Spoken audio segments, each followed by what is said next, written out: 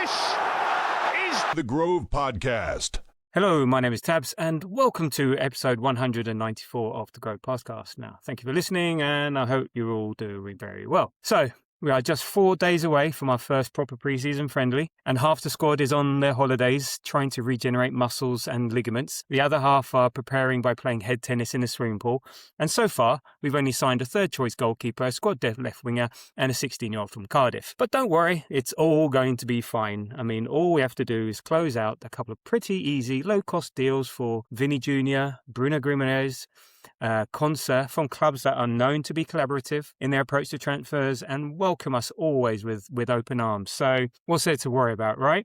Yeah, I'm with you on that one. Anyway, joining me today is someone so laid back that he podcasts lying down, is Kusiva. Kusiva, how are you doing? Long time no speak. How's your summer been as a champion? You ready to get back on the Arsenal horse? And more importantly, can Vini Júnior do it on a Wednesday evening in Hull? So let me answer the last question first. I truly believe that Vini can do it on a Wednesday night in Hull, on a cloudy Tuesday in Stoke. I'm doing well, thanks. It's been a very good summer. I was just telling Tabs before the pod, before we started recording, I really enjoyed not being invested in football, even transfers to an extent, until these Vini Junior rumors started coming up. So it's been a very laid back, chilled summer until we go again in the new season. But yeah, I'm good. Good to be back. Excellent. And look, apologies if you can hear fans or outside noise. Kusiva and I are sweltering here on a very hot day in London and the southeast, and we're doing our best not to melt. So hopefully Riverside AI's tools can sort out any background noise when I do the edits. But apologies in advance if you can hear us. We'll do our best here. So anyway, in today's pod, Kusiva and I are, of course, going to be addressing the Vini Júnior news that we all saw and reacted to on Saturday, and the subsequent rumours in the last few days, as well as taking a look at what else has been up to and going on in terms of transfer business or lack of over the last couple of days, and being confirmed or speculation and all that jazz. So there we go. So that's the crux of what we're going to talk about today. So look, kicking off with things, and I'm just going to look straight into this. And I sent you sort of a list of questions so you could prepare, because you might laugh at this question. Is Vini Júnior actually any good? Now, there's a reason for this, so don't worry. But go on. Let me get your take on that. So I think he is good, and because he's a big game player, I think that's probably his biggest asset. He's a big game player. He's ready to show down, specifically in club football, when it's time to do the job. And I think he's a fun, unpredictable player, right? I think most of us have watched him. Most of us have watched a few videos of him in the last 4 or 5 days, and he does a lot of things that you wouldn't expect. And, looking at Pep and Pep buying Shirky last season, Pep was very used to, he left the robotic type players to then start looking at flair type players, and in players like Dirk is not really flair, but he is quite tricky, and Shirky. And I feel like maybe these guys want to move into that part of football again. And because of that, I feel like having a player like Vini would be really exciting, because he does give you that X factor over and above the big game mentality. So I think he's a good player. I do, and yeah, I mean, I want to know why you asked the question, though. Well, it's sort of tongue in cheek, but I guess in terms of, in the football that I do watch, and from the World Cup that I watched pretty intently just recently. Players like Mbappé and Dembélé, Kvaratskhelia, for PSG, or even Haaland, Bellingham, they sort of stand out to me a bit more. I don't know, maybe I'm watching the wrong games, I'm watching the wrong things, but don't know, they in what I've watched, they've stood out to me more. So I can tell you more about what they've done versus what Vini Júnior has done. And look, I'm not saying he isn't a very good player. He is obviously an outstanding player, like top 5 in the world and things like that. But But also when we played against them 2 seasons ago, he didn't really pull up any trees, but then none of the Madrid team really pulled up any trees. So it's just sort of maybe a personal view from what I've seen. But look, I mean, his record at Real Madrid has been like he's 375 games, scored 128 goals. He's done 100 assists.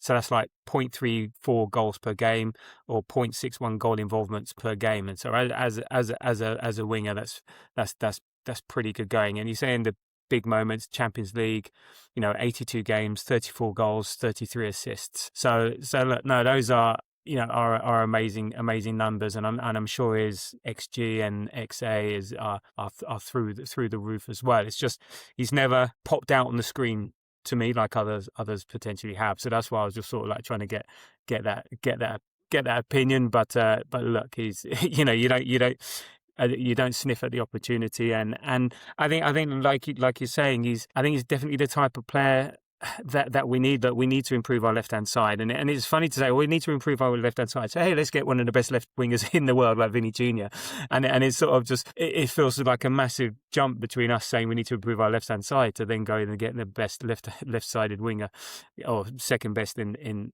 the world, and I think in terms of what you're saying around Cherki and Doku and stuff like that, we have our structures and we have our very good structures, but we're missing maybe that one person who can make that one difference, get us that extra goal in the Champions League final, get us that extra goal so we're not winning games just 1-0 and hanging on. So we've got 9 other players, in the team that can manage all of that, and we just need that bit of flair, that bit of creativity, that bit of something that we're lacking. And unfortunately, Saka does provide that, but the last 2 seasons he's been kaput, so he's not been able to generate the goals and assists that we know he can deliver, and that he was on course for like the beginning of 2 seasons ago, potentially looking to break Henry's record and stuff like that. So I think that's where Arteta and where football is potentially going, is trying to find that balance between the structure and the creativity, and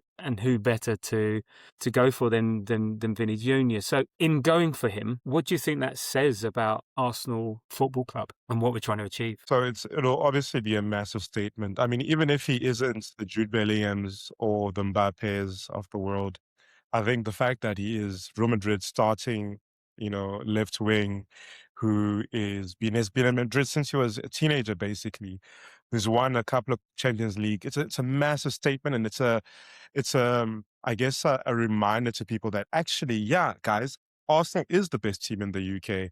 Arsenal is the second best team by a very small margin in Europe, and they deserve to be here.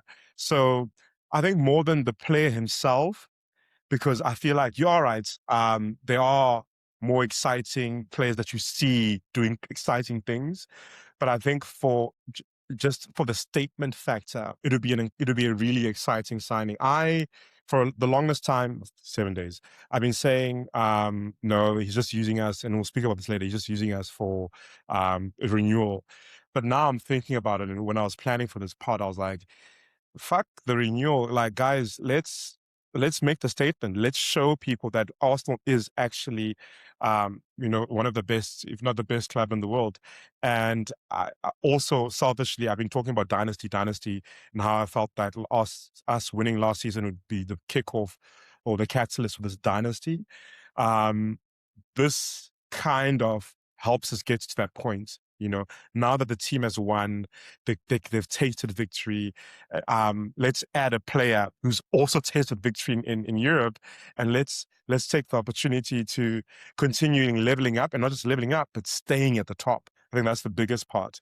So I think it'll be a massive hey, we are here now, and we get to stick around. Yeah, I mean, it's also it's a one-time opportunity, I feel, as well, because he's got 1 year left on his contract. There's a stalemate, as you say, between him and the club in terms of the renewal. There's even the Mourinho factor, coming in as manager, and who, Vini may not look favourably upon, given what happened last year, Benfica, and Mourinho victim blaming, Vini Júnior, and they've just signed him on day now. Look, I think he plays on the right, but I think he plays on the right, but prefers to play on the left. And you're right, we are Premier League champions, and we made the Champions League final. We're one kick away or a few kicks away from winning that. So by virtue of the fact that, in terms of what we did in the Premier League and in the Champions League, we are one of the top 5 clubs in the world. If you're top 5, if you're top 2, 3 in Europe, you're top 2 or 3 in the world. So our stock has never been higher, and we need to really capitalize on this moment. And we have world-class talent in our team, and they deserve to be playing with other world-class talent in the team. And we are a destination club, and for the likes of Vini Júnior away as well, we're, in terms of the team and the club and our fan base, the diversity there is huge and must be an attraction. The proper massive global fan base, and look, just showing video after video after video of the parade. Who's not going to want to be part of that? And so we have to capitalize, on this moment. So I think it sort of says about who we are trying to be as a club, and it's where we need to be dealing with, because we are so good that it is only literally the top 1% of players that can actually take us, lift our ceiling, take us to the next level. Assuming everyone stays fit, whatever. So we're not talking about floor raisers or squad depth or whatever. We're talking about we need to be winning Champions Leagues, we need to be winning the league regularly, and there are only very few players that can do that. And even then, there's no guarantees. But this is the market we're shopping in, and it's very rarefied air, because for someone like Arsenal, I think the closest we've sort of been to this was Ozil.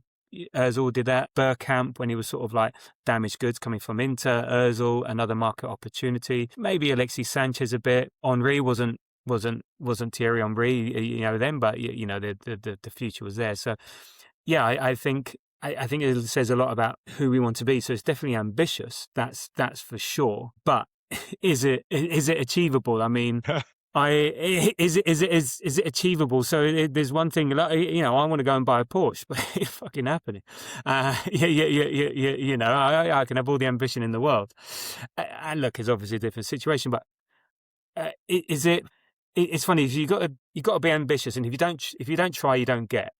So that's fine. But are you concerned potentially that by going for such a target, that it's risky, and therefore we miss out on other targets, therefore we're left with nothing, or would anything else feel like a disappointment? Do you feel like we're obliged to go for it and we have to just accept the inherent risks? Yeah. So I guess my thinking around this is that they are working on multiple targets. Obviously, this is the priority right now because it's an opportunity where you have to strike the iron while it's hot. But I think that there are people in the mix. The only problem is obviously if we are waiting and waiting and waiting, these other targets might get snapped up by other teams. So I guess the big job is for the director of football, it's for his support team to manage those relationships, while we, I guess, try figure out if this is actually doable. A little bit, but not really like the Eze situation where Eze, Tottenham came through. Tottenham were like, well, cool, here's the money. Tottenham said, okay, cool, we've agreed on a deal on the money. Let's figure this out. And then Eze was just like, you know what, let me just wait this out. And he did.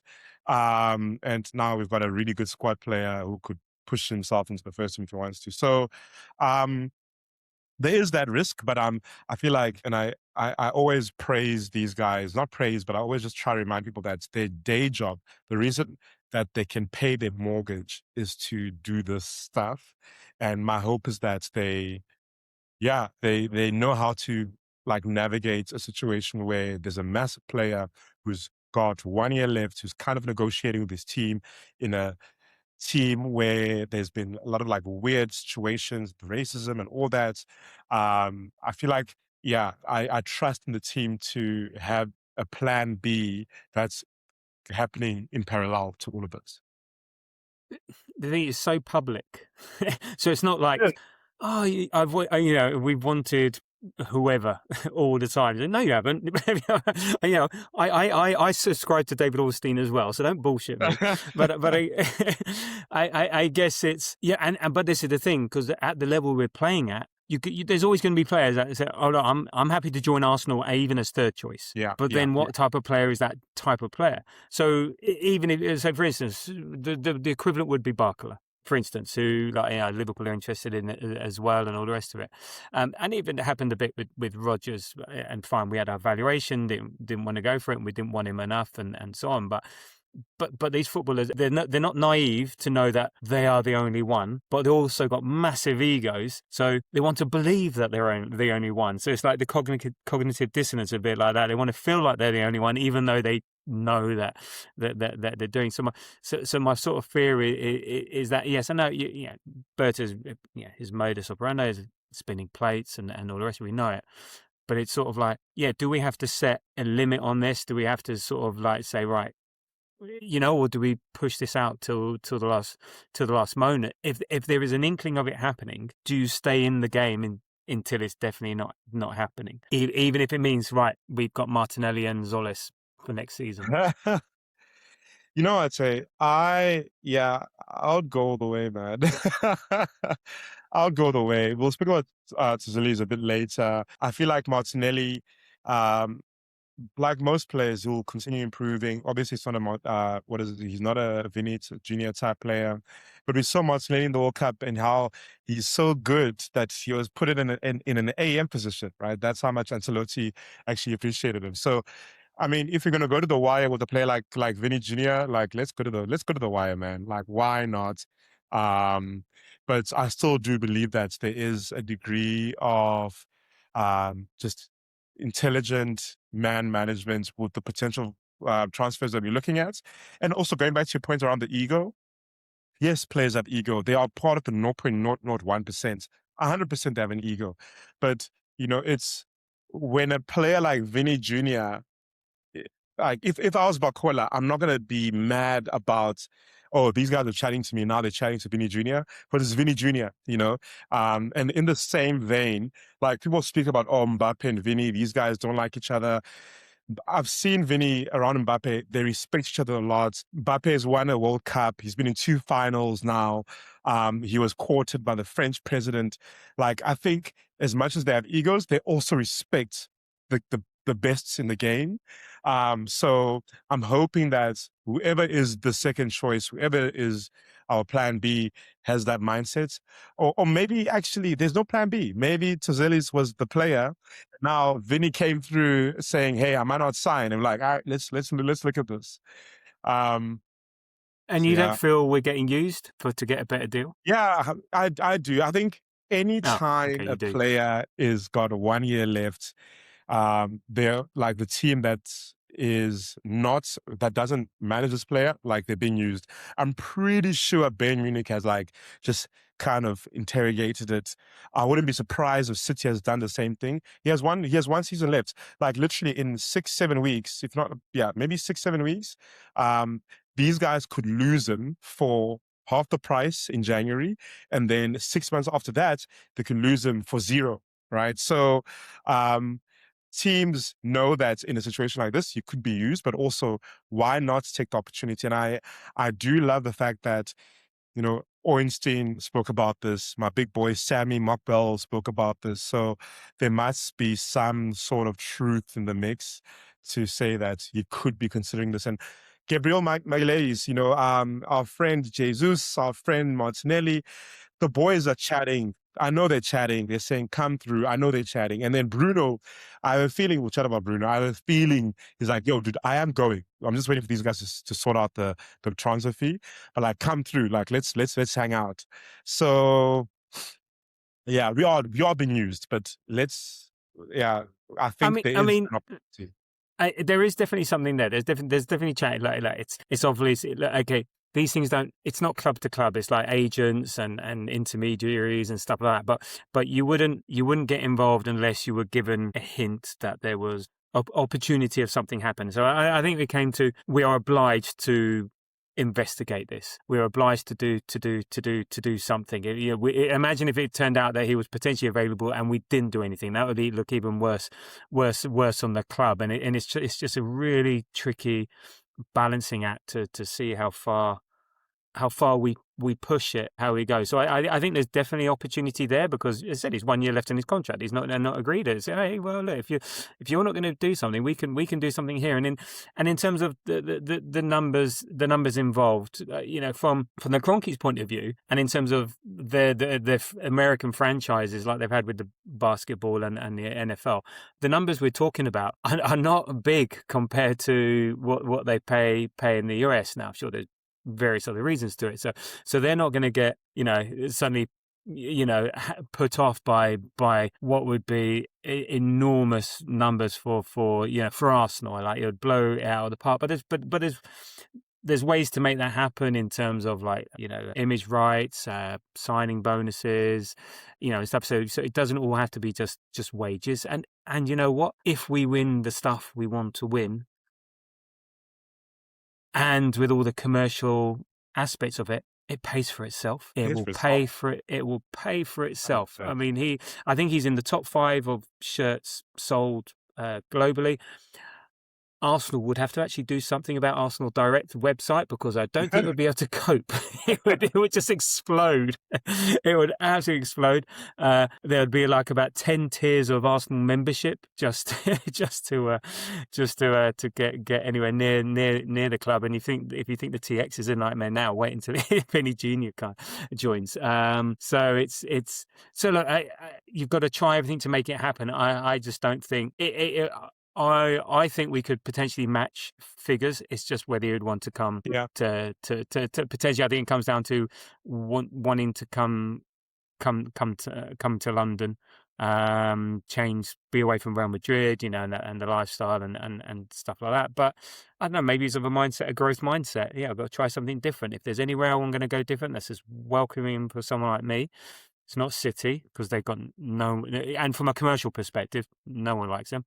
No one supports them, and he's not going to go anywhere else other than Arsenal. So we are the destination club for this tier of talent. It's just, I think it'd just be nuts, because we want to be one of these top clubs. But until we make a signing like this, we'll always be the next layer behind Real Madrid, Barcelona, Bayern Munich. I'm not going to include City in that, because all they've got is money. They don't have anything else. Yeah. Okay. So whatever, but. So in order for us to then be operating at that level, I think we would like to think we're in that level, but those 3 are and PSG, I guess, those 4, and until we make a signing like this, we can't say we're at that table, I would suggest. No, I agree. And like, going back to the shirt sales topic, like in the top 5, it's Vini, it's Mbappé, it's Lewandowski, and part of that is him being at Barcelona. It's Messi, it's Messi. And it's Yamal. It's Madrid and Barcelona. Okay. Like, that's it, right? So, it's definitely a statement that we would need to make. As you said, it would honestly pay for itself. Like, I'm not worried about the money. Like, it's a situation where Arteta needs to woo the man. He needs to be like, yo, listen, this is the plan. This is how you get us to be the best team of all time. But then going back to, would he want to leave? I was on the Real Madrid site yesterday trying to see what they're saying. And apparently, like, one of their tier 2s was talking about how there's a really weird situation in Madrid that no one wants to leave right now, right? People, because it's Madrid, like, no one wants to leave. They feel like with Jose coming in, things could change, and all these new players that are coming in, things could switch up. So it's, like, no one wants to leave a team like Madrid. It's the biggest team, arguably, commercially in the world. But then, if you're looking at the likes of Rodri, looking at the likes of Enzo, and you've just spent £75 million, on a few players, you have to sell someone. Like, Madrid does not make, in terms of like big signings, they haven't made massive signings in the last 6-7 years. The last big signing was obviously Jude. Jude was about 90 to 100 mil. And then before Jude was Eden Hazard. And that guy has been a fat, pork pie eating boy for like the last 6, 7, 8 years. So I think they know that, Perez at least, he knows that he needs to do something. And that something is selling someone. And like, who's he going to sell? It's not going to be Gula. wouldn't he be losing face selling? But if they did get rid of him, what would that say about him and his presidency as of Real Madrid and stuff like that? I mean, there's reports saying no, he's not for sale, but they're always going to say that. No one's going, oh yeah, he's for sale. Wow, really? Fuck. So no one's going to say he's for sale. So we expect the denial to come. But yeah, but if he doesn't, so it's a no-win. Okay, put it like this: there's a no-win situation for Real Madrid in a way, because if they give in to his demands, they give away so much, and because of the club they are and the people that play for them, everyone else is going to be knocking on the door going, well, you did that for him, I'm pretty much in the same tier, so when do I get that? And it's all about the re-signing bonus, and they don't give them because if they did do that, then they'd have to, when Mbappé re-signs or anyone else re-signs, they suddenly have to be forking out, he's talking about 50 million re-signing bonuses. All of a sudden they have to fork out these re-signing bonuses, and again, a bit like us, you can tailor the deal and yada yada. But I think in the way, in terms of us, it pays for itself, because I think we're coming from a level where we haven't got that money. Whereas it's a bit like the more you have, the more you need to earn in order to keep up to that lifestyle. So we haven't reached that lifestyle yet. So it's going to make a massive difference to us. But anyway, I think you know where I'm getting with this. So he either loses out because all of a sudden they're going to be on the hook to every player who wants a re-signing bonus, and they're going to go through this every time, or he loses out because one of their top assets has gone because they're refusing to budge on structures. So I think they're a rock and a hard place. But I don't think we're being used, but I think the likely outcome is that he stays. Which, yeah. So, Tab, just to hit you on 2 points, what would it do on Perez's presidency? So they had their first election in 20 years, right? Like last month, 20 years. So he's been riding high. And he won, right? So I think he would be fine. But also, I've heard people speak about how... it's Barcelona that do the elections every 5 minutes, isn't it? Yeah. People like to speak about how since Mbappé joined the club, they haven't been doing as well. Mbappé scored like 52 goals or something last season. Vini had his second best season since being at Madrid last season. It's not an attacker's issue. The issue is midfield. They lost Kroos's massive loss. And then Modric, he was like 35, 36 before he left. Massive loss. They need a midfielder. And I was laughing at the beginning of the season when Enzo was saying blah, blah, blah, Madrid. I was like, you can say you want to go to Madrid, but Madrid can't afford you. How Madrid can afford him is by doing the math. And I know that in terms of like Deloitte money leagues, Madrid is still number one as of 2 years ago. But there are books that need to be balanced for these guys to get a player like Rodri or Enzo or both. They have to. So we need to consider that too. Like we need to consider the fact that these guys need to plug in the issues, the problems that they have caused where they are now.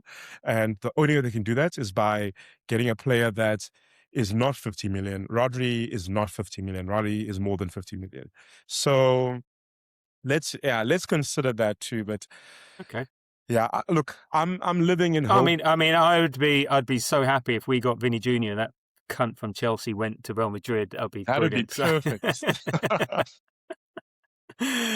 But yeah, sort of this whole thing this is why I can't get excited by this, even at the prospect, because I just don't. Maybe it's self-preservation, but until it becomes a bit more, transfer parlance concrete, or chances are looking a lot better. I love the idea, but it's so complex, so many moving parts, so many things. I'm finding it hard to let go. Yeah, I'm still in the. It's not going to happen, so I'm not going to. I'm not even going to dream about it, because all I do is get disappointed. I don't know. Or are you able to get excited irrespective of irrespective of whether it happens, not because of the intent? Yeah, I think so. So honestly, until you sent me the notes for this pod, I was part of the other camp of I don't care, leave me alone. But after I did a bit of research, after I kind of played with the numbers, after I just said, hey, you know what, I've been unplugged like unproperly plugged matrix style for the last 5 weeks even. Let me just put myself in for a little bit. If it doesn't happen, it is what it is, right? If it does happen, that's wow. I'm glad that I had hope. But yeah, I guess I'm not going to be gutted if we don't sign him, is what I'm trying to say. I'll just get over it. You know, though, we're going to just hear it from opposition fans, like, you thought you were going to go for Vini. Well, yeah, we're that big that we can. You know me. I'll be like, I don't care. And also, another thing that I said before we started recording, I've really enjoyed the World Cup because I haven't been invested in a specific team. What I've been doing, I've been a very annoying Arsenal fan, speaking about every Arsenal player who does well. So I'll just remind people that, who are champions of England, by the way? Like literally, that is the game, right? So people can say what they want, but Arsenal, they are actually champions of England. So you can try your best. No, indeed, and just sort of one final thing, on him before we sort of move on. I mean, where would he fit in the team? Is there an issue that he's not known for his tracking back? I don't know. It seems like, but if he delivers going forward, he gives a shit if he crosses the halfway line in the other direction. But he feels like the perfect fit on the left hand side. Yeah, I mean that's a perfect fit. And then also in terms of tracking back, I feel like the managers they've had at Madrid aren't managers that are tactically sound. Or besides Jabi, obviously, Jabi tried to make him track back, and then there was a mutiny. I feel like if Arteta's interested in a player like this and he's entertaining it, then there must be some sort of you'll fall in line type mentality. And if he needs to track back, he must track back. But I know you mentioned this in your notes. If we should do a Salah situation where we leave him up, let's leave him up. He's the type of player where you can actually afford to leave him up. But left looks like the most sense. If Saka is still struggling with injuries, then put him on the right, and play around with Tazili's on the left. But I don't think fitting him into the team would be an issue. And I think in terms of squad harmony, Arteta wouldn't be trying to, he wouldn't be trying to get into the, what is it called? Getting a player like him into the. Yeah, I mean, it was like a tongue-in-cheek question. Of course, he can fit in there, and we would make it work. And could you imagine him on one side, Saka on the other? There's only so many defenders on the pitch, so there's someone's going to have some space. You can only double up on so many players, so it would be. Yeah. It would be absolutely incredible to have. But and in terms of squad harmony, I think we were touching on it before. You were mentioning it's like, players want to play with the best, and they would be able to accept he's on his wages, or when you have players of this, there is an entourage, there is a aura, there is a certain ego, there is certain something and that, as long as it's not destructive from a culture, because we built this. So we're Arsenal very proud of the culture they built at the club, and we've become we do this as a coherent group, all singing off the same hymn sheet, all working to the same culture, and all the rest of it. I think this is one of the things that Arteta needs to learn as a manager, is how to deal with potentially difficult characters. Just not just ship them out, but how to integrate them into the team, how to manage them, and it's not something that he's had to deal with. So I think bringing something like Vini, I'm not saying he's a difficult character, but just something larger than life, or what he brings and everything that comes with it. I think in the dressing room, I think he'll be fine. I mean, I think it'll be like a rising tide lifts all boats sort of thing. He comes in, everyone will want to impress, everyone will play better, and everyone will start to play better. But also, I'm playing with Vinícius Júnior. One, I better be good, and two, how amazing is that? And we've got him in the team, and isn't that good for Arsenal as a club? So I think on all levels, you just have to accept it and manage it, and it's just something we would have to learn to deal with, because if we want to go to the levels we want to go to, we can't all be happy clappy players. Yeah, no, exactly. I want to add one more thing before we move on from this topic. So I'm sure you know that he is managed by Rock Nation, which is Jay-Z's brand, and part of Rock Nation's talent group is Martinelli. So we know Rock Nation really well. Over and above that, this is for the dreamers out there. You guys can dream with me. Over and above that, we know that Jay-Z is quite closely aligned to a lot of the NFL owners. He's a big fan of the LA Rams. So I know for a fact Jay-Z has had at least one conversation with Stan himself. So I'll leave that with you. You can go fact check. Right, I'm okay. not.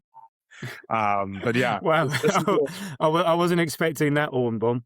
Or Jay-Z in talks. Yeah. Yeah. Jay-Z's been very close to the NFL. He's been the guy like organizing the Super Bowl. What are they called? Halftime shows.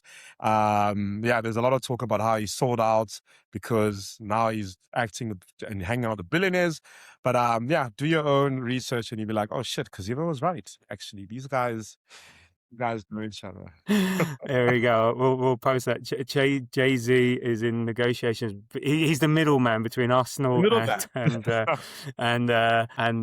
Júnior. And well, look, if he's Martinelli's agent, well, let's just love Martinelli. I think your time's up. Just send him the other way to sweeten the deal a bit, you know, and stuff like that. I don't think that's one that Martinelli won't mind being a swap deal for. You get to go to Real Madrid. Oh, okay, yeah, that's fine. And we get Vini Júnior and Beyonce's back catalogue in the deal. So there we go. So, yeah. Hey, if Beyonce's married to Jay-Z, is that right? I'm not up to date. Correct.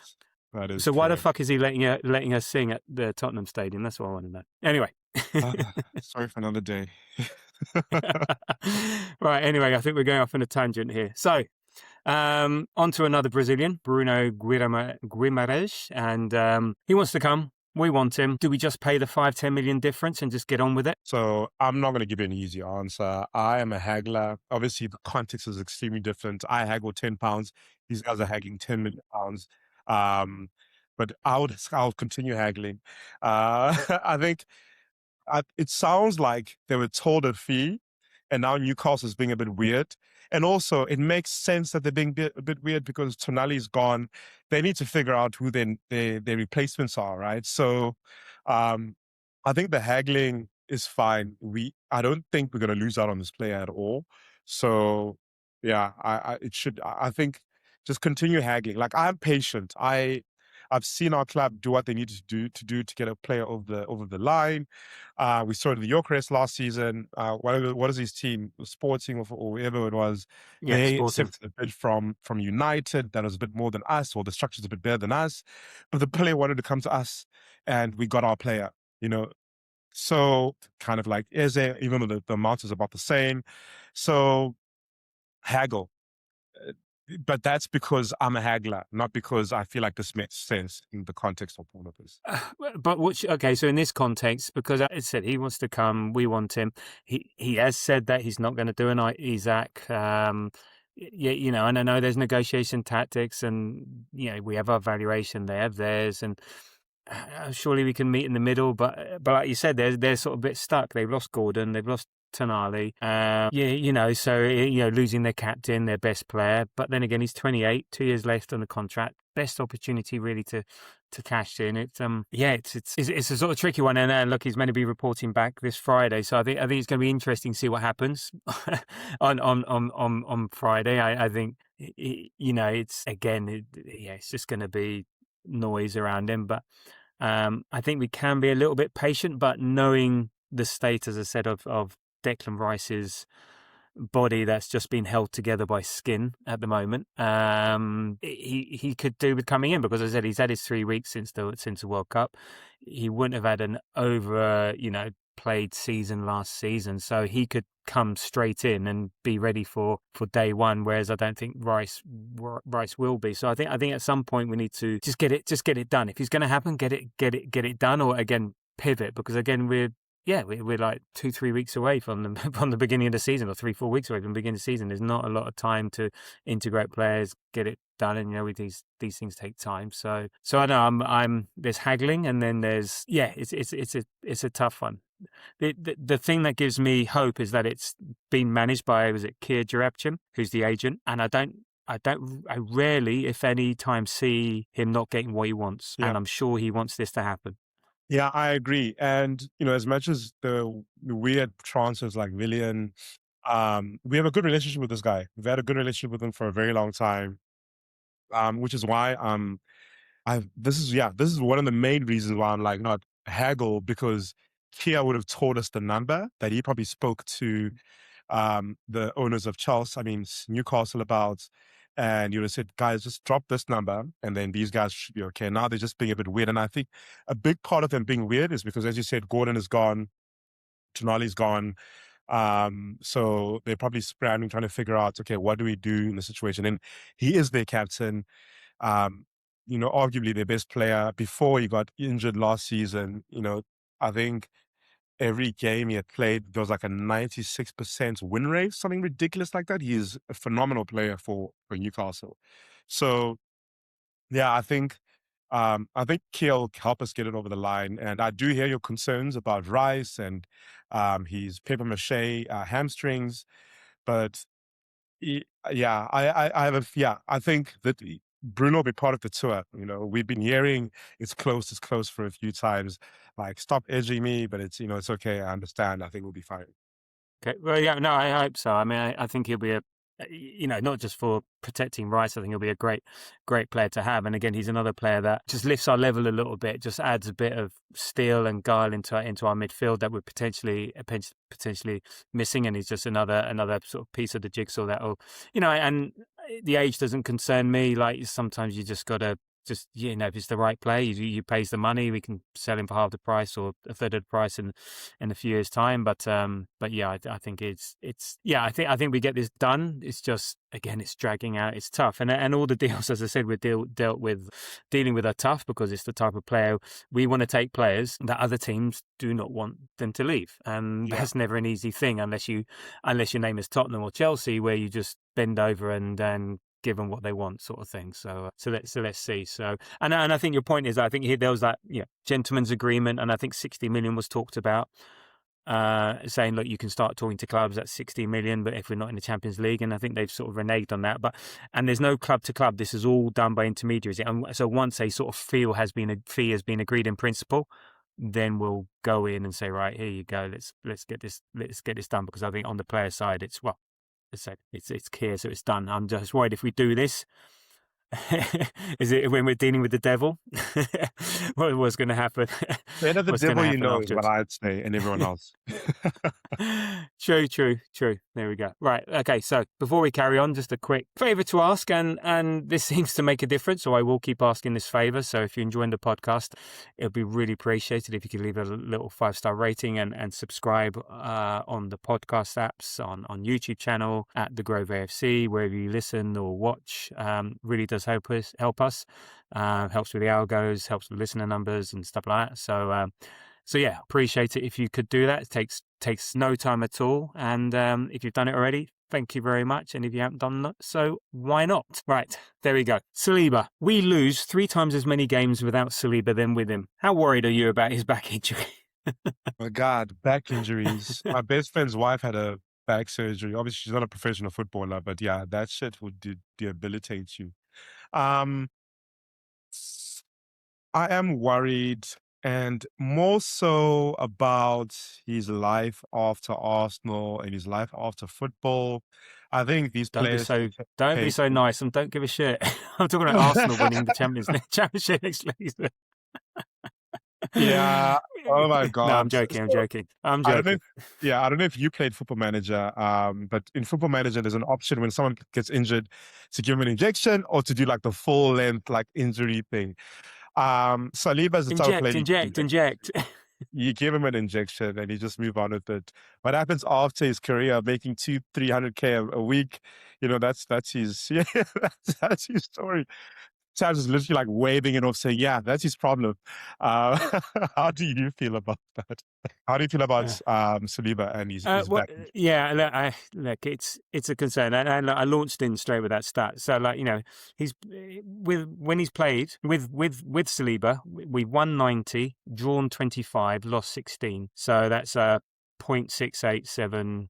I think win percentage or something like that. So and we've scored 276 goals, conceded 105, so a 3-to-1 ratio I'm going to be, and so on. But without him, so we've won 85, drawn 38, so that's 1985 similar. So So we've drawn 13 more games, and we lost 50 out of those games that we played. So that's a win rate of 0.5. So you're sort of dropping, 2 percentage points, if that's the way it works, in terms of maybe wrong, but you know what I mean. We're dropping a lot when he's not in the team, so you can automatically see what a difference he's made. And here you go. Here's a statistic. When I said when he's played, goals conceded 105, goals conceded when he hasn't played 214, so almost double the amount of goals. Now you sign someone like Vini Júnior, we fine, late in 8, we'll score 10.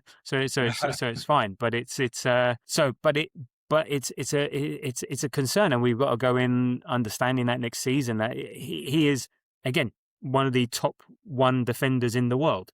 He's an incredible player. He's integral to how we build up. He's so smooth. I think the partnership, or the trio of him, Gabriel and Raya, are just incredible and so important to our identity, who we are as a team, how we play, how we start attacks, how we build up.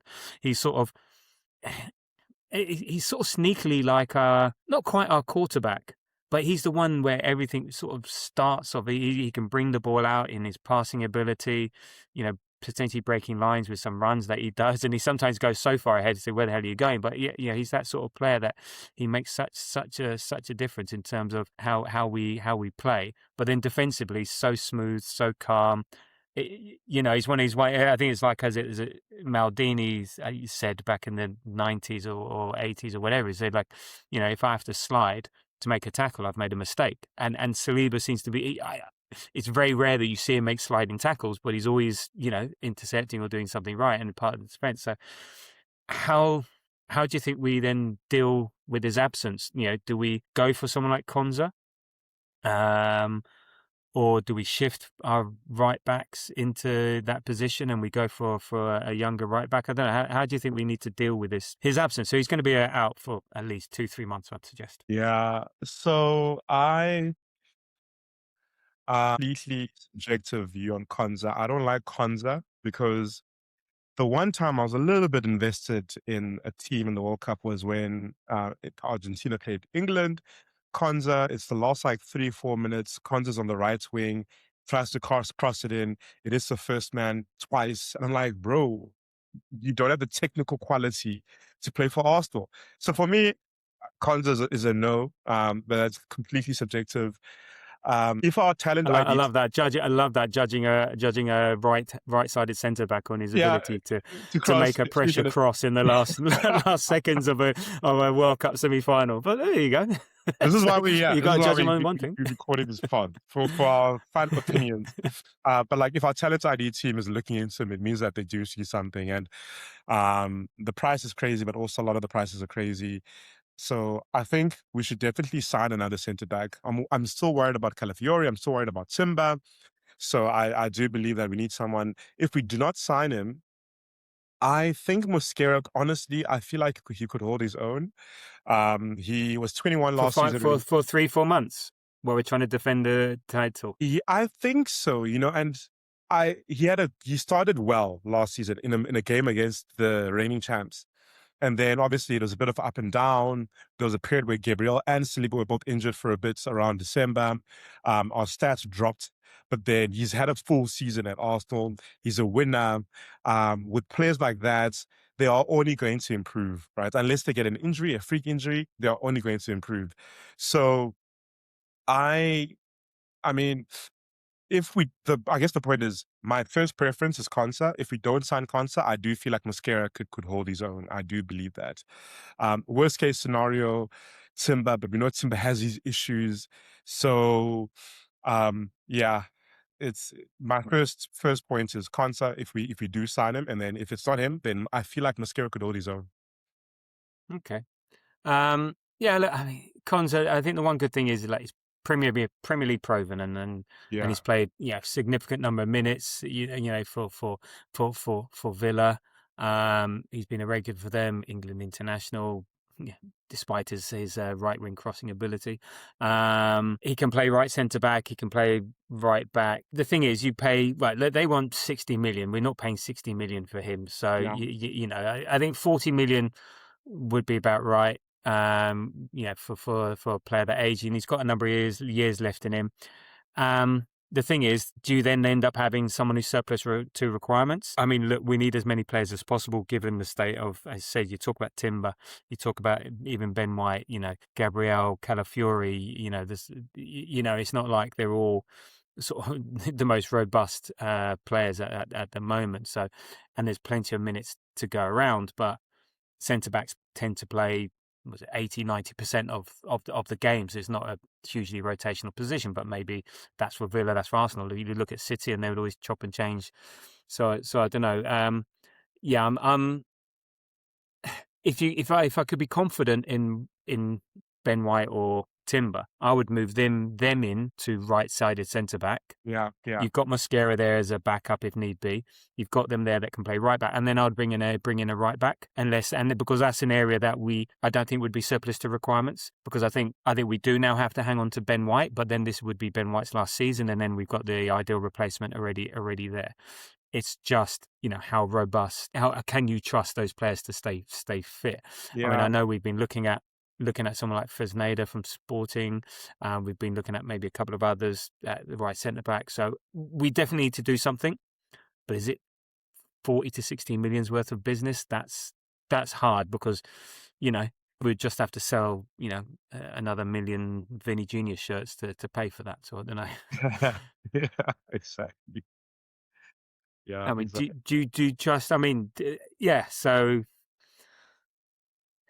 would you trust Ben White and Timber to stay fit? I mean, you put in your because also when he comes back, he's not going to be able to play every game. It's not like he comes back, because I think he'd have to maybe manage the back sort of thing. So you're not only talking about just, all right, Saliba's back, that's it. It's Saliba returns, but does he play 3 times a week? Yeah, I don't trust those guys to stay fit. I really don't. It'll be a rotational situation, and that's why Konsa's my a centre back who can play on the right is my ideal first choice situation.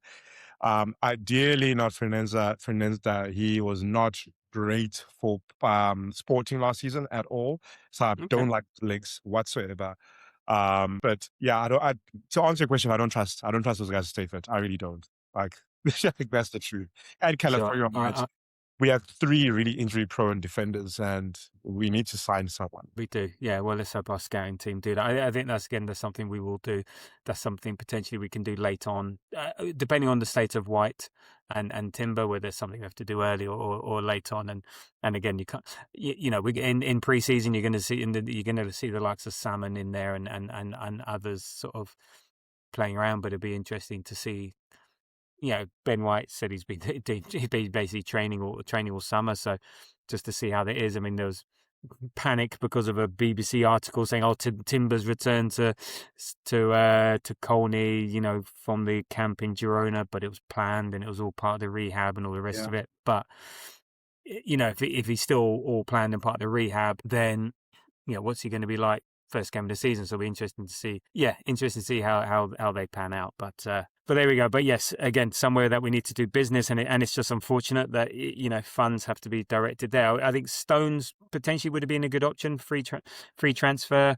You have him for 1 season with a 1-year option. Whether we would have accepted that, I don't know. But it looks like he's going to Internazionale now, so that's not there. But look, I think right-sided centre-backs, right backs, there's plenty of options around. It's just how you want to juggle things around and manage that. There we go. So whoop whoop, it's the sound of the Zolis, which apparently is the new song that we're all going to be singing next season, and not the way I did. So we did actually make a proper signing last week. What are your thoughts on that? Excited? Interesting? Something different? Don't know. Would you make of the Zolis signing? I'm excited. I think it's a good signing, sensible price, and the numbers stand up. To me, I feel like this could be our Sané from Southampton to Liverpool type signing. A player who needs a bigger stage to really showcase that he is the shit. I'm quite excited about it. I really am. He stat padded quite a bit last season, and Yeah, he's kind of replacing our clutch player, and it seems like he's been clutch in his own space, even though it's been in a very different league, of course. But I'm hopeful that we'll have another player who can probably score, double digits goals and assists next season. So I'm really excited. I honestly believe, and maybe I'm still dreaming, but I do believe that this is a potential like Southampton, Sané to Liverpool situation. Given his age, his profile, like what coming into a team that is winning, that has won. How do you feel about this? Yeah, I've seen it. I've seen some sort of scouting videos. I've seen a few things, and so you talk about his numbers, like in 2 seasons, 108 games for Club Rouge, 43 goals and 45 assists. So that's insane. That's like 88 goal involvements out of 108 games. So that's incredible numbers there. And actually, what's interesting, like say, oh look, we talked about Gyökeres coming in from the Portuguese league, and so coming from lesser leagues. The Belgium league is actually ranked higher according to Opta in 8th, higher than the Portuguese league, which is 9th. And the one thing that Zolis has done, he performs against the top teams, and I think something that Gyök was sort of criticised for was that he didn't really often do it against the top teams, and he stat padded against all the lower opposition, which made his numbers look better. Whereas then Zolis is actually, as you say, can be clutch. I think he's had a couple of good seasons there. He's a direct replacement for Trossard. I think it's one of these sensible ones. This is like when Vini Júnior is ambitious. This is like, I think, a smart signing, because you could imagine the B teams in the Premier League, Bournemouth, Brentford, Brighton, making this signing and then selling him on for 80, 90 million in 2 years' time. So we've got in there first. Like you said, it's like that Southampton to Liverpool sort of signing. So this is, well, let's get in there first. There's plenty of minutes to go around. He's coming into a very good team. He's as fast as Nelly. He can carry the ball well. He's 2-footed. He shoots. He shoots. He crosses both feet. Receives the ball well. All that. So there's a lot to like about him, and I think it's worth a punt. 40 million. 35 million pounds, 40 million euros. It's nuts to think that's punt money these days. It's not like guaranteed money. It's like, but it seems like he's worth it. He's like Greece's like brightest talent of the moment. So I'm actually, and he's unknown really. So I always like to see what unknown players are like. And it's sort of like, I think he might surprise us, and I think people might seem to have seen the interviews with him. Seems to have his head set on straight. Seems like a good guy. Speaks really good English, incredible English. I like this signing a lot. I think there's going to be a lot of upside and very little downside to this signing. No, I agree. It's always like great buying the best player from a country, from a league. We got Gyökeres, and as much as he was a stat padder for against the small teams and not really against the big teams, well, that's what helped us win the league this season, right? His MO has helped us win the league. So this guy coming in and being a big game player, and this is why I said earlier, maybe this was the left wing signing, and then Vini is just an opportunity. It definitely is. So no, this is not the left wing signing. You don't think so? No. We need to sign guaranteed. We need to make guaranteed signing, not a punt signing. Could you imagine? Because then you're leaving our left hand side with Zolis and Martinelli. Are we better than last year? Well, it's a question we'll find out next season. Stay tuned. I don't know. I can't imagine it. As much as I believe that it would be nice to get Vini in. But I mean, let's quickly touch on that. And maybe, this is one of your questions. Who else is out there that we could tap into? Barcola, I'm hearing like the numbers around there, like 160 mil. But I know that our owners can afford it. I know that commercially we're doing really well. But which left winger would you want to come in to be that left winger? I don't know. The names like everyone else knows well, the only other one is Barcola. Kvaratskhelia is not available. You'd want him. I think Rodgers we could have done something with, but not at the money they wanted. They were prepared to play. No, you're right. Look, I think the forward market is sparse, and so therefore it's a seller's market. It's scarcity, and and you're paying a lot of money and there's no guarantees. It's not like you're paying that money and you're going to get Messi or you'd get a Ronaldo where you just know that they come in and just change everything. You know, Vini Júnior has bad moments. Mbappé has bad moments. Barkla, you know, you see him in the World Cup, you put him in against a team that plays with a low block, he couldn't do anything with him. So, like, you know, they've all got very good attributes, but they aren't, and they are elite and they are the best in the world, but they aren't going to be like a Haaland coming in and said, all right, you put him in and you know you're going to get 35 goals a season minimum, you know, from this, or you're going to get this GA per season. No, they're still, but because City and Chelsea have skewed the market, that puts the price up. And because it's a seller's market and scarcity, that's it. So yeah, you're right. If you want Barkley, you're going to have to pay 130 million for him. Whether he's, the thing is, value and worth are very different things. You know, no one's worth that much, but that's how much they cost. Yeah, exactly. and money in the bank isn't going to win you a league. No, it's not. It's simply not. You know, there's a direct correlation between wages and teams winning the league, and also to an extent, I'm not going to say transfer prices, because we know what Chelsea's done in the last few years, and they're still average. But yeah, you have to pay the big bucks to get the best players, and so it's funny, you speak about scarcity in the forward market. I think there is scarcity to a degree, but I think this is what happens when you are one of the best teams in the world. To elevate your team, there's like two players that can help you get there, you know? Yeah. After Gyökeres, my mindset, and this is not even a joke, like fucking Haaland, like, I mean, obviously the difference in quality is stark, but like those are the players that we should be saying, if we're going to improve our strike force, if it's on Alvarez, let's get a Haaland type striker, literally the best of the best. But there isn't one who's out there. There isn't. Exactly. Unless it's Haaland. Yeah, and he's gonna go to Real Madrid. So yeah, there's another reason why maybe they need money, because they could get rid of Vini and they can buy Haaland, or they can buy who is it? There were Elise or something like that. So yeah. So yeah. I don't know. So but we'll see. And who else is out there? Alvarez. But we say this because they talked about it. We were talking about Junior Krupi. Apparently he's now injured and out for 2 to 3 months. So I think that scuppers him going anywhere, which is just unfortunate for him. And even Alvarez, I'm not 100% sold on either, because again, when he played against us in the Champions League, he was fantastic. But you know, is he going to be that difference maker? And I'm sure he's high quality, and maybe in Champions League he does. But again, you know, and what I'm finding now is also maybe, as attractive as we are, do players want to come to the Premier League to die?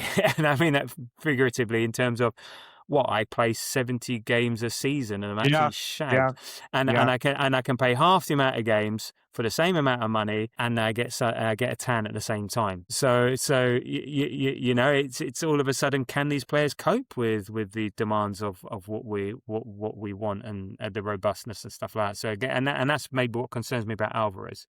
It's hard to know, but we did make also another signing. Now everyone lost their collective heads, unbelievably so, when we lost out to Man City for, was it Jeremy Monga?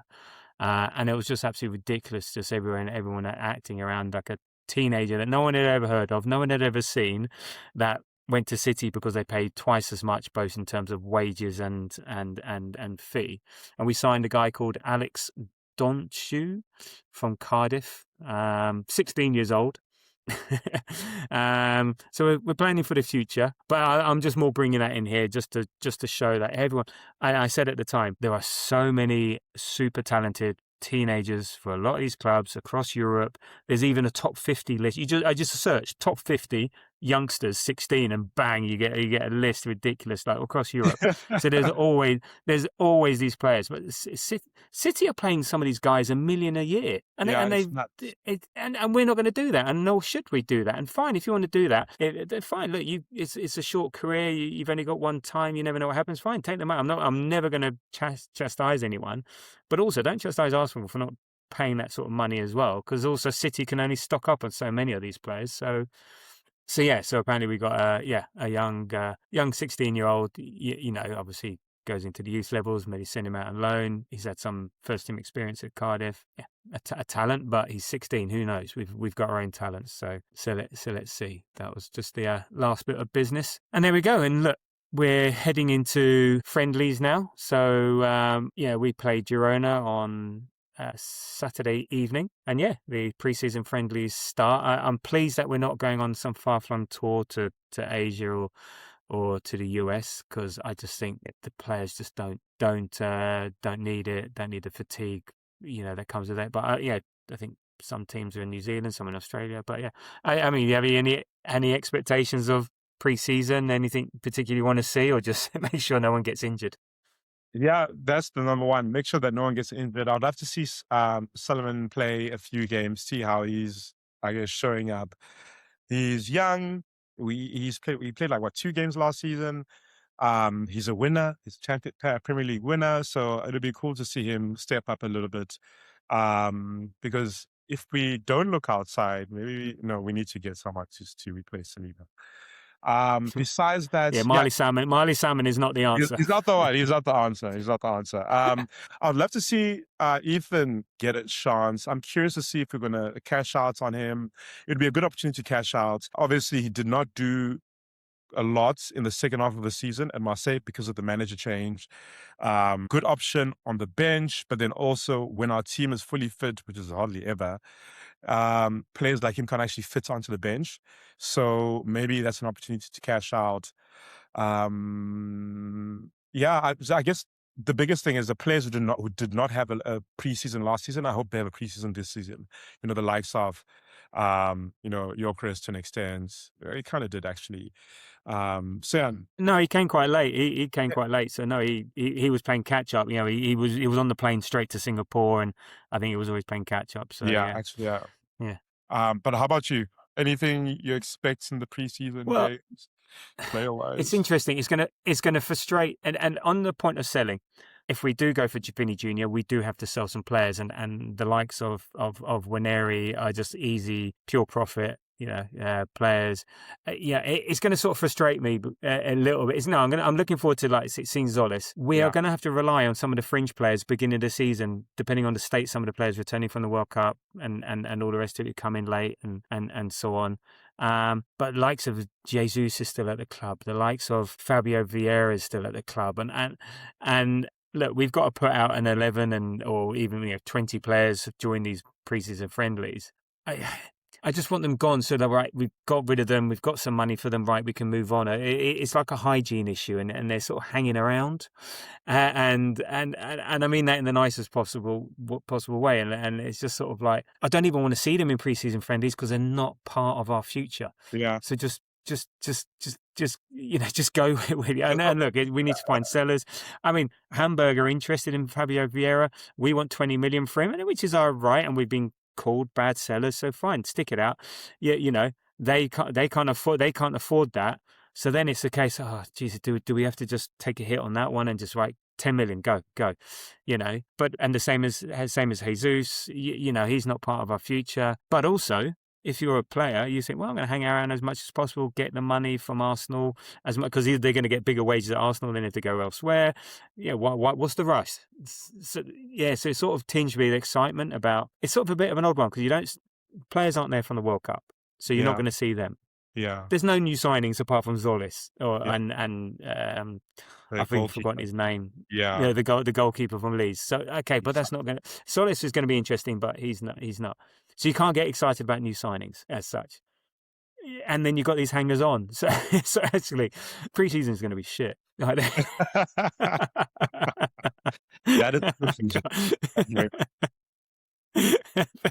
you go. And on that bombshell, I think we'll leave it there for today. So thank you, Kusiva, for your time today, and I hope you stayed cool and the fan did its job. Cannot wait to open up the windows. But it was good chat. It's good to be back on the pod.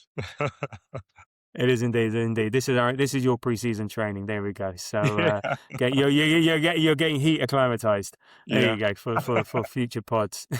So there we go. So thank you for that. And look, you can follow us on Threads, Blue Sky, Insta, X, TikTok. anything else at the Grove AFC. And as I said, if you can give us a like, subscribe, follow, comment on the podcast apps wherever you watch or listen, Spotify, Apple, YouTube, at the Grove AFC, it is much appreciated. Next pod will be, expect Sunday, Monday, after our pre-season friendly with Girona. I've signed up to watch those games. So we'll do a bit of a post-match review, not our usual detailed stuff, but have a look at what happened there. But it's going to be shit, as I said. So what's the point? Only joking. Tune in. It's going to be insightful and interesting. And there we go. So look, thank you for listening. And to misquote Julius Caesar, Veni, Vini, Vici. I came, I Vinnied, I conquered. Let's hope so. And until the next time, come on, you Gunners.